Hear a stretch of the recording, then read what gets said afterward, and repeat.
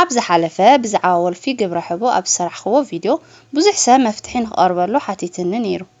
نشتاق جزاز وصل كدوما نعخم زخون كاوكر محجيز تبهاله فليز ولا نجار حجالكم كمتسس لازدلو خويو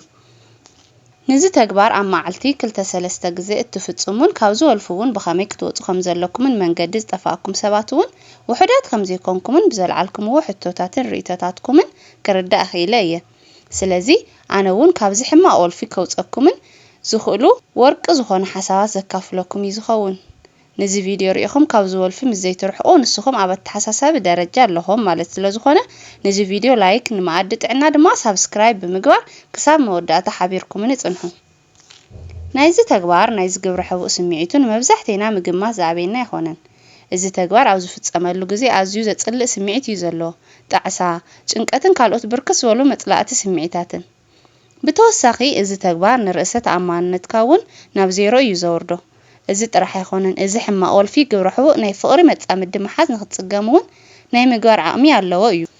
زبز حسابون نزي تقبار كم عابين كبيدن نجار جيرو يو زحاسو مخنياتو إذا نجار بقللو بزي قال دخام زركب سلازخونه بفلاي عبدك تبعتيو ناي فقر متعمدين محاز كحاسو خلو ديو إذا حداش قوال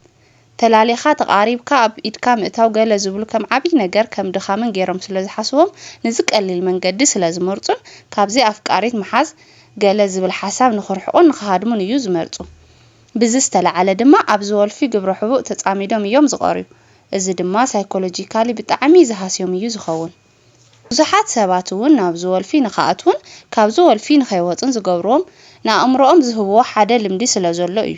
إذا لمدي دما مسنا يتقيو فيديوتات مرأيس تتحازة إيو زبازحو سابات نزوم نيتقيو فيديوتات كوري خلو بقطتا نابزو ماستربيشن يوم زمرحو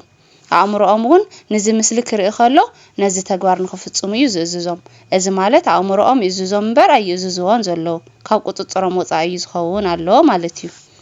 بفلاي دما بزحات دك تاعتيو نايزي ركب سميعت كالعالو زخولو مسلتات ويدما فيديوتات مزريو إذا سميعت نخمطهم يقبريو إذا سميعت مزمت دما بقللو دوزبل يخونن مخنياتو نعمرهم حدا نجر زلمدو نجر سلازلو نسو دما زخونا نيركب سميعت كالعالو زخولو مسلتات فيديوتاتن مزريو إذا تقبار مالتون قبرحمو اخفتصمو خمزلوهم يو هابزوال في بقلل نخطوات دما عزيو كبيديو زخون سلازي كابزي نتحت كابزم كمزي زبالو ملتات بخامي كنوصخ من دخل نرئيو زخون مجمرتا جن عبزخن فلطو زلنا سبعة مئتاو زخون إنترنت تقمسه مس بورنوغرافي ستتحازة نجار يوزري ولنا زخون حدا متنعتاو صحف سراخو سلازي إذا قداي ناي بينهم تقام زي خونس ناي كل سبت تقامن بقللون كفتح زخلن كم زخونه كنعمن يقبعنا مالتيو سلازي كمزم كالوت قللت والفتات إلنا نحاسوم نجارات نزوون بقللو خنقدفو نخيلينا بخامي نزبل دما كابزن تحت مفتحتات كنري كلنا دما اتناي مجمرتا اول في خمزلكا مأماني مخنياتو ازم زي تأمن كابزوال في نخطوصب بتعمي كخبدكا ايو سلازي مجمرتا مدحانيت تقلش زلخا سلازي حممكا مخانو كتفلت يقباكا مالتيو والفو خمزلنخا بخامي كفلت مستولوني دما عم عالتي حدا قزا وي دما كاون العلي تفتم مستخون ولا ابسومن عورحي كندي زخون يخون ولا حنت قزا تفتم مستخون إذا تجوار مستفتصم دما ناي مسلتشاو ناي ديبريشن سمعت كسمعكا مزخون إذا تجوار دحر مفتصام كدما تچنقن نفسخا تصلن يناس حكاون مزخون نسخا ناي جبر حبو ولو فيخا مالتيو سلازي إذا كتامنلو ولو مخانكا كتامن يقباكا كاوي خاناب تقصال مفتحيوك تسجر تخيل وال في خمزلكا انت زي امينكا جن مفتحيو مسمع ولا حنت يطقمكان مالتيو سلازي كابزوال فين موصا اتقصال مفتح دما مخنياتكا ختفلط يقباكا نمنتي اخاز تغبار تفصم نزي تغبار نخجمركا انتايو دفافيكا مخنياتكا ختفلط يقبا بحتاونت ديو ويس ناي ديبريشن سمعيتيو ويس مسا مقرراو يتخيلن يخا حدش سمفلات مقراوكا تفرح ديخا ويس ناي قدم حجي ناي فقر هيوتكا مصلي سلازنبره ايو ወይ ድማ በመኻይድና በመሓዛና ድፊቱ ናይ ርክብ ፊልም ጽዩ ቪዲዮ ብምርኣይ ክኸውን ይኽእል بخالق መንገዲ ብሰንኪ መሓዙትና እዚ ነገር ጀሚርና ክንከውን ንኽእል ኢና ስለዚ መጀመርታ ንምንታይ በኸመይ እየ ናብዚ ነገር ናብዚ ናይ ወልፋኣቴ ዝብል ሕቶ ንነፍስና ብምሕታት ምኽንያትና ክንፈልጥን ውልፋት ምዃንና ውን ክንኣምን ይግባአና ማለት እዩ ካልእ ድማ እዞም ጽዩፍ ስእልታት ይኹኑ ቪድዮታት ክንርኢ ከለና ንኹሉ ነገር ቀሊል ነገር ኣምሲሎም እዮም ዝሰርሕዎ ወይ ድማ ምስ ሪል ላይፍ ብፍጹም ዘይራኸብ ገይሮም እዮም ዝሰርሕዎ ነዚ ክንርኢ ከለና ድማ ንሕና ብቐሊል ኢና ንታለል በቃ ከም ኖርማል ነገር ጌርና ኢና ንሪኦን ኖርማል እዩ ገለ ኢልና ኢና ነፍስና ንታል ስለዚ ወልፊ ከም ዘለና ምስ ንፈልጥን ናብዚ ተግባር ንኽነምርሕ ዝገብረና ዘሎ ምኽንያት እንታይ ምዃኑ ምስ ንፈልጥን ናብዞም ቀጸልቲ ወሰንቲ መፍትሕታት ክንከይድ ንኽእል ኢና ማለት እዩ ስለዚ እቲ ናይ መጀመርያ መፍትሒ ናብዚ ተግባር ንኽንኣቱ ዝገበሩና ነገራት ምዕጻው ወይ ድማ ንሕና ወይ ንሶም ንኽርሕቆ ምግባር እዩ ናብዚ ተግባር ንኽትኣቱ ዘለዓለኩም ዘሎ ነገር እንታይ እዩ ብቴሌፎን ምስ ኣፍቃሪትኩም ዕላል ክትጅምሩ ከለኹም ድዩ ወይስ ቻት ምጽሕሓፍ ገለ ምስ ጀመርኩም እዩ መልስኹም እወ ምስ ዝኸውን ካብ ከምዚ ዝበለ ተግባር ንኽትወጹን ንኽትርሕቁን ተቀራሪብኩም ብግልጺ ምዝርራብ ከድልየኩም እዩ ምክንያቱ እቲ ተግባር ሓደጋ እምበር ዋላ ሓንቲ ረብሓ ስለ ዘይብሉ እዚ ጥራሕ ይኾነን እንጥቀመሎም ማሕበራዊ ሚድያታት እውን ናብዚ ተግባር ይዕድሙና ምስ ዝኾኑ ዓብይ ጥንቃቐ ምግባር ከድልየና እዩ ስለዚ እዚ ተግባር ንኽንፍጽም ዘላዕሉና ነገራት ካብ ህይወትና ምርሓቅ እቲ ናይ መጀመርታ ስራሕና እዩ ዝኸውን ማለት እዩ ካብዞም ነገራት ከይረሓቕና ጸገማትና ክንፈትሖም እውን ብፍጹም ክንጽበ ይብልናን ምክንያቱ ድማ ንኣብነት ሓደ ሰብ መስተ ክገድፎ እንተኮይኑ እቲ ናይ መጀመርታ ስርሑ ዝኸውን ናብዚ እንዳ መስተ ዘይምኻድ እዩ እምበር ናብዚ እንዳ መስተ ከይዱ ይኾነን መስተ ገዲፈዮ እሞ ኣይሰትን እየ ኣይተምጽኡለይ ዝብል ነዚ መስተ እንዳረኣኻ ኣይሰትን እየ ምባል እውን ዝገደደ ጭንቀት እዩ ዝኸውን እዚ ማለት ድማ እቲ ናይ መጀመርታ ስራሕ ክኸውን ዘለዎ ናብዚ ተግባር ካብ ዝደፋፍኡና ነገራት ምርሓቕ እዩ ማለት እዩ ካልኣይ ድማ እቲ ሕቡእ መንነትካ ግልጽ ምግባር እዩ ኣብዚ እዚ ሕቡእ መንነትና ግልጽ ምግባር ክብል ከለኹ ግን ግብረ ሕቡእ ከም ትፍጽም ንኹሉ ሰብ ክትነግር ኣለካ ማለት ይኾነን ግን ኣብዚ ድሕረ መጋረጃ ዘሎ ምስጢር እዚ ማለት እዚ ነገር እዚ ስለ ዝጎድኣኒ እዩ ኢልካ እቲ እንሓስቦ ምስጢር ንሰባት ንኽነካፍል ይግባአና እዞም ዘጨንቁና ዘተሓሳስቡና ዘለው ነገራት ንሰባት ክንካፍል ከለና ኩሉ ነገር ቀሊል ኮይኑ ኢና ንረኽቦ ኣባና ጥራሕ ዝመስለና ዘሎ ጸገም እውን ኣብ በይንና ጥራሕ ከም ዘይኮነ ኢና ንርዳእን ብቐሊሉ እውን ካብዚ ሕማቕ ወልፊ ንኽንወፅን ዝሕግዘና ስለዚ ንነኣምኖ ንነቕርቦ ንዝርዳእልና ሰብ እዚ ዝርብሸና ዘጨንቐና ዘሎ ነገር ንኽነካፍሎ ክንገብር ይግባአና ንዝርዳእና ትብል ቃል ግን ክተስምሩለይ ይግባእ ሳልሳይ ድማ ምስ ካልኣይ ዝተሓሓዘ ግልጽ ጌርካ ምዝራብ እዩ እዚ ማለት ዝኾነ ነገር ምስ ዘጋጥመና ገለ ነገር ምስ ንፍጽም ብቐጥታ ኩሉ ነገር እንዛረቦ ሰብ ክህልወና ይግባእ እዚ ነገር ክንዛረብ ከለና ድማ ንሓፍር ንስከፍ ኢና ብዝተሰከፍና ቁጥሪ ድማ ንሰብ ንምዝራብ ስለንፈርሕ ንስከፍ እዚ ተግባር ንኽነቋርጾ ንግደድ ኢና ማለት እዩ ስለዚ ሓደ ነገር ክነቕምጥ ይግባአና ናይ ሃይማኖት ኣቦ ክኸውን ይኽእል ካልእ ኣካል ገለ ነገር ከይሓባና እንዛረቦ ሰብ ምስ ነቕምጥ ብቐሊሉ ካብ ዝወልፊ ንኽንወጽእ ይሕግዘና እዩ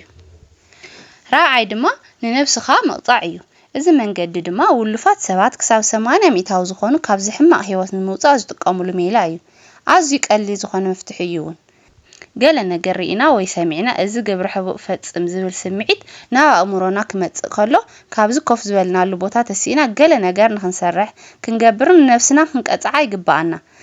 ብፍላይ እዚ ተግባር ናይ ስነ ኣእምሮ ጸገም እውን ከምጻኣልና ከም ዝኽእል ንነፍስና ብምእማን ካብዚ ወልፊ ንምውጻእ ዝኽኣልና ይኹሉ ክንገብር እዩ ዝግባአና ኣብዚ እንታይ ዓይነት ቅጽዓት ንዝብል ድማ ስፖርት ምስራሕ ክኸውን ይኽእል ከከም እምነትና ናብ ፈጣሪና ቀሪብና ጸሎት ብምግባር ብቐሊሉ ንኽንወጽእ ክንገብር ንኽእል ኢና ነዚ ቅጽዓት ንኽብሎ ዝገበረኒ ድማ ኣብዚ ግዜ ካብ ፕሮግራም ወጻኢ ስራሕ ስለ ዘሎን እዚ ተግባር ንነፍስና ኣገዲና ክነላምዶ ስለ ዘለና ንየ ምክንያቱ ድማ ኣእምሮና እዚ ናይ ወሲብ ተንከፍ ቪድዮ ይኹን ካልእ ነገር ክርኢ ከሎ ገለ ሽልማት ነገር ኣድሚልናዮ ኢና እዚ ሽልማት ግን ግብረ ሕቡእ ኢና ጌርናዮ ጸኒሕና ካብ ብሕጂ ግን ንነፍስና ልክዕ ከምዚ ንህፃን ቆልዓ ሑሕ ናበልካ ተቆጽዖ ንኣእምሮና እውን ብከምዚ መልክዕ ብምቕጻዕን ናብ ፈጣሪና ብምቕራብን ካብዚ ተግባር ኣብ ሓፂር ግዜ ንኽወጽእ ክንገብር ንኽእል ኢና ማለት እዩ ሓምሻይ መፍትሒ ድማ ንነፍስና ብዝኾነ ነገር ቢዚ ንምግባር ምጽዓር እዩ እዚ ማለት ንኣብነት ሓደ ሰብ ኣብ መዓልቲ ካብ 5 ክሳብ 6 ካብኡ ንላዕልን እዚ ተግባር ክፍጽም ይኽእል እዩ እዚ 5-6 ግዜ ምፍጻሙ ድማ ኦሬዲ ውልፍ ስለ ዝኾነ ብዛዕባ እዚ ኣብ መዓልቲ ክንደይ ዝብል ቁጽሪ ይኾነን ከተሓሳስቦ ዘሎ እንታይ ዳ ኣብ መፍትሒኡ ኣትኩሮ ክገብር ዘሎ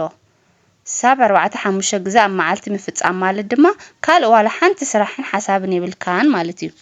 ስለዚ ንባዕልና ገለ ስራሕ መሃብ እንታይ ዓይነት ስራሕ ንዝብል ድማ ካብ መጽሓፍ ምንባብ ክንጅምር ንኽእል ኢና ነብስና እውን ክንፍትሽን ድኽመትና ክንእርምን ይግባአና ሓድሽ ነገር እውን ክንለምድ ይግባአና ማለት እዩ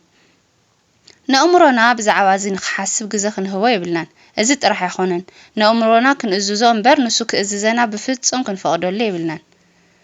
ሻድሻይ ድማ እዚ ተግባር ኣቕሊልና ክንሪኦ ይብልናን ኣብዚ ሓደ ሰባት እንተሪኢና ኣብ ዝኾነ ጉዳይ ነዛ ድኽመቶምን ጌግኦምን ንምሽፋን ንዚ ዝገብርዎ ተግባር ከም ትክክለኛ ኖርማልን ጌሮም ይወስድዎን ይርእይዎን እዮም እዚ ጥራሕ ኣይኾነን ነዚ ተግባር ዝጥቀመሎም